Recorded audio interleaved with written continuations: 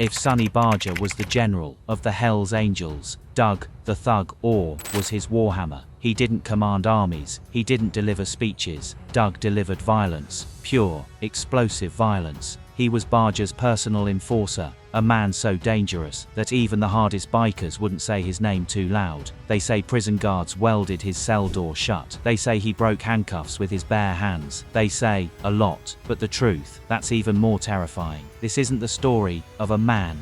It's the story of a weapon with a heartbeat. The golden boy who vanished before Doug became a Hell's Angel, before the tattoos and the shotgun charges and the prison legends. He was just a kid from Selma, California, a swimming champion, an honor roll student, the kind of kid who gave graduation speeches about the power of reading. Teachers saw a future academic, coaches saw an Olympian. No one saw the monster that was coming, but something snapped. Maybe it was the crash, that homemade four-wheeler wreck that shattered both his legs. Maybe it was the hospital beds. Or maybe Doug Orr was never wired for peace in the first place. He disappeared for days at 15, came back quieter, more distant, and by 20, the books were gone, replaced by blood, steel, and the roar of Harleys.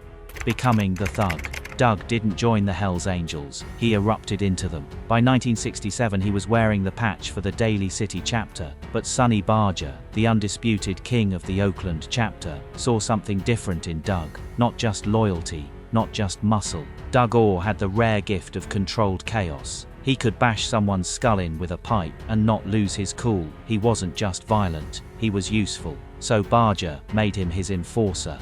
And in the outlaw world, that meant one thing. If Sonny wanted you gone, Doug was the last thing you ever saw. Feared in the yard, worshipped in the streets. It didn't take long for Doug's name to spread, from California biker bars to prison yards all across the West Coast.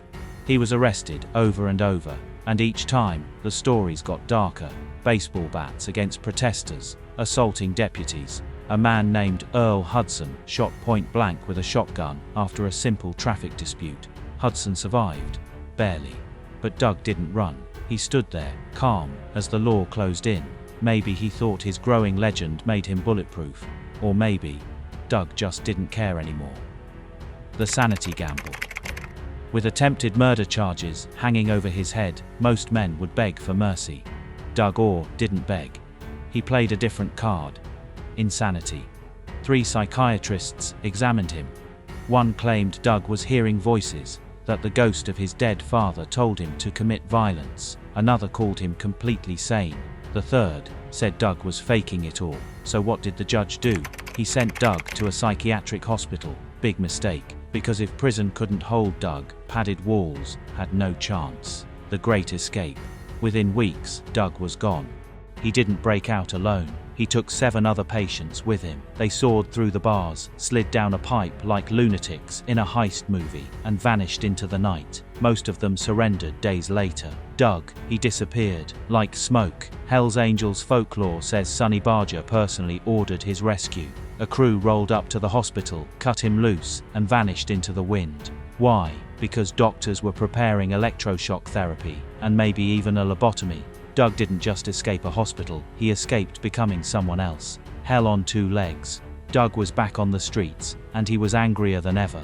In October 1969, police caught him again. A borrowed car, a handgun, a one-way ticket to Canada. Too little, too late. Doug was convicted. They threw the book at him, nearly 2 decades behind bars. Just before his 24th birthday, Doug walked through the gates of San Quentin. That's when his legend truly began. Ruling San Quentin. San Quentin isn't a prison, it's a crucible. It forges killers or breaks them. Doug, he made San Quentin his playground. He forged ties with the Mexican mafia, worked with the Aryan Brotherhood, and made sure every man in that yard knew one rule: don't mess with Doug. In one infamous fight, members of the Black Gorilla family jumped him. They gouged out a chunk of muscle from his leg, the size of a baseball. Doug survived, and he didn't even retaliate. Why? Because revenge wasn't necessary. Doug Orr didn't need to fight back to be feared. His silence spoke louder than screams. The man who walked through walls. By the late 70s, Doug wasn't just another inmate. He was a name whispered across cell blocks. A ghost in denim. Photos from 1977 show him smiling with other angels in San Quentin, but don't let the grin fool you. Doug wasn't just a prisoner. He was an operator. During bike shows and prison concerts organized by the Angels, Doug helped smuggle in contraband, weapons, drugs, messages, orders. The Hells Angels weren't officially a prison gang, but with Doug inside, they didn't need to be. He was a one-man army. The street parted for him. In the early 1980s, Doug was temporarily released and made his way to Sturgis, South Dakota, ground zero for biker culture. Fresh out of prison, his body marked by battle scars and ink, Doug walked the streets like he owned them. And something strange happened. People moved. Witnesses said the street literally parted as Doug walked down the center, like the Red Sea. No words, no threats, just presence. That wasn't respect, that was fear, and Doug had earned every ounce of it. Back to Oakland, back to war. In 1985, Doug transferred to the Oakland chapter, Sonny Barger's empire. He moved into a house directly across from Sonny's own home. That wasn't coincidence, that was trust. Doug wasn't just muscle anymore, he was family, but peace doesn't last in the outlaw world. That May, the FBI launched Operation Rough Rider, a coast-to-coast raid on the Hells Angels. Doug was swept up in the chaos. A gun in his truck sealed his fate. As a felon, that was a guaranteed return ticket to federal prison. Doug was headed to Lewisburg Penitentiary in Pennsylvania, but this time, he wasn't coming back. A legend unravels. In Lewisburg, Doug spiraled. Some say prison changed, others say Doug did. He developed a heroin habit, a death sentence for a man like him. The Hells Angels had rules, no needle drugs, no exceptions.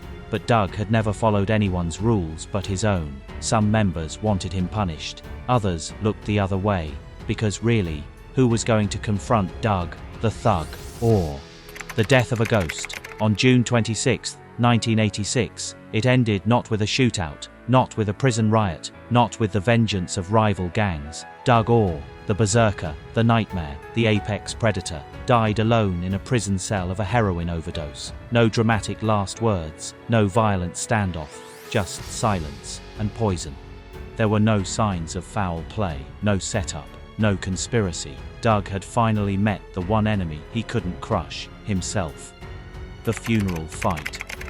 When word of Doug's death reached the Hells Angels, it triggered a civil war inside the club. Some members, the old school, by-the-book types, didn't want him to receive a proper angel funeral. He'd broken the ultimate rule, needle drugs. But others remembered everything Doug had done.